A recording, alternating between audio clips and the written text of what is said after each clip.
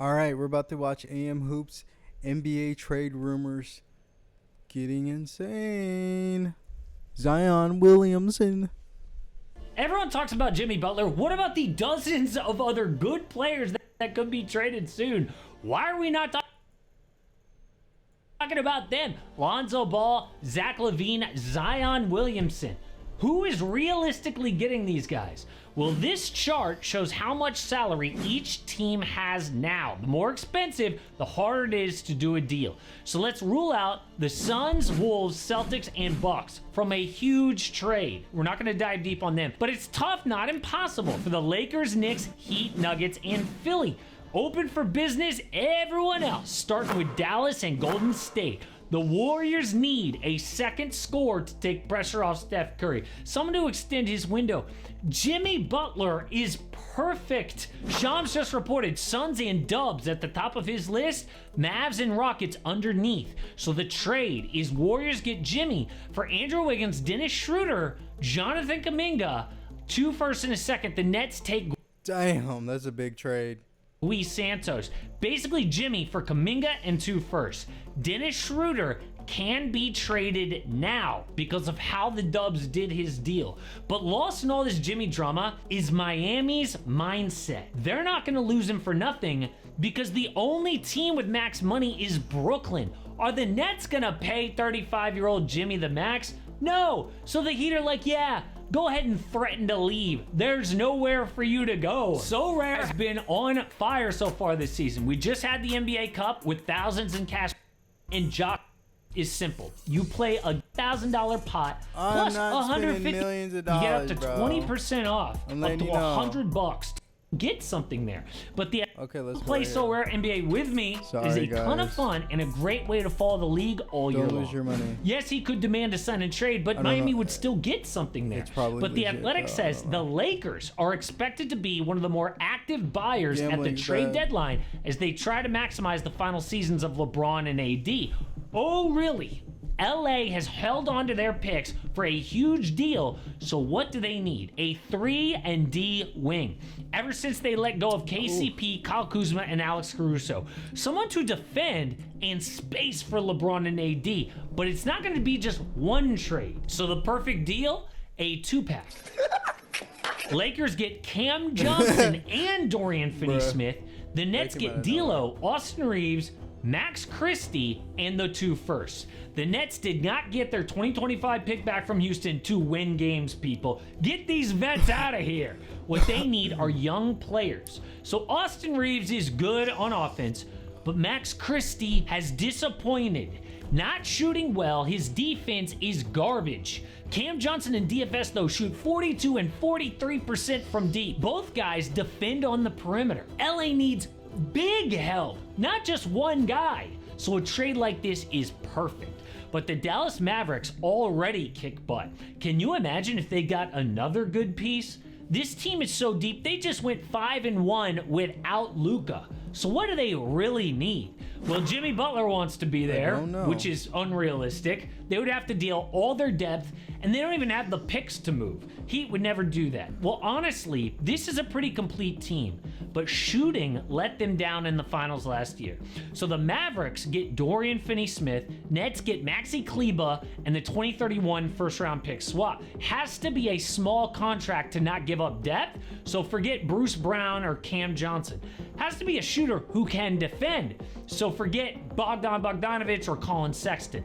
The Mavs don't have to make a trade, but DFS is one that actually makes sense. But Yeah. what about the Nuggets? We are getting big rumors. Last year, they finished in second place, top 8 in both Smacking, offense boy. and defense, but tell now ya. have slipped to 5th. Worse on both ends of the floor, especially D. What happened? Honestly, KCP ain't it. I mean, Christian Brown has mostly replaced him, making 7.5 times less money. The issue? Jamal Murray. He has always been a slow starter, but this is different. His worst scoring in 5 years at 18 points a game. Just 35% from 3. Last year was 43%. So who could possibly help Jokic? Zach LaVine from Michael Porter Jr. and Zeke Naji. That's it. Where else are you going to get an all-star in his prime for that cheap? The Bulls are dying to get off LaVine's contract. Denver gets a 22-point-a-game creator without having to sacrifice their shooting. Give up Michael Porter Jr., but you get Zach LaVine. So obvious. Also, Chicago frees up Kobe White and Josh Giddey to handle the rock.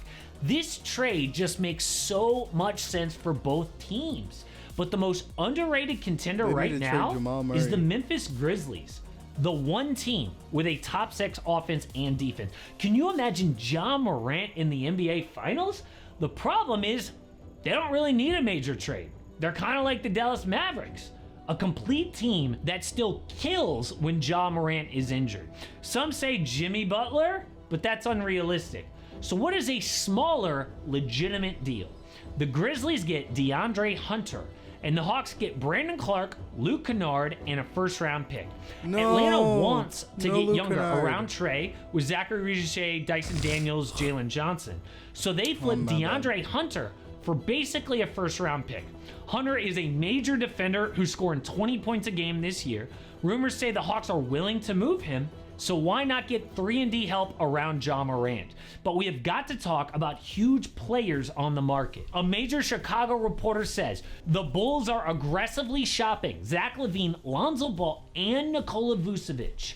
Zoe is still effective on limited minutes. Can you believe one of just 12 guys with 2 steals and a block per 36? And he leads all 12 of those guys in assists. Yes, he is an injury risk, but just 1 year left on his deal, so it's not too risky. But quietly, Vooch is having an amazing season. 21 points a game on 48% from 3 from a big man, that is elite.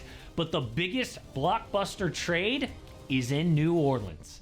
A great reporter, Mark Stein, says there are basically 3 untouchable Pelicans. Young Gems, Herb Jones, Yves Missi, and Trey Murphy. But notice who's not on that list. Brandon Ingram, CJ McCollum, and Zion Williamson. Yes, Zion is officially on the market. Luckily, his final 3 years are all non-guaranteed, which makes it easier for a team to take a chance. But what is Zion's trade value? The dude is overweight and always injured. I would say New Orleans wants cap relief for sure, and at least 2 first-round picks, maybe 3. So what teams would risk that? Well, because he's still just 24 years old, I think the Rockets, Nets, Jazz, Pistons, and maybe Hawks. So for example, the Nets get Zion for Ben Simmons and 3 first-round picks. Simmons is expiring, which immediately clears up New Orleans' books. This would also require a Brandon Ingram trade down the road, but Brooklyn would then sit Zion this year to get a high pick and build from there. The Pels also are tanking for a high pick, and they would reset around whoever they draft. Get Zion and Brandon Ingram out of there. Could be Cooper Flagg, Dylan Harper, Ace Bailey. Either way, I think Zion's days are over in New Orleans. It's just a matter of time before he is gone. Now remember, the deadline is February 6th. A lot can happen between now and then. It may not be Jimmy Butler, but some big names will be traded the next few months. But no one is talking about the Grizzlies. I can't figure it out. They're easily one of the best teams in the NBA. The dude is overweight and always injured. I would say New Orleans wants cap relief for sure, and at least 2 first-round picks, maybe 3.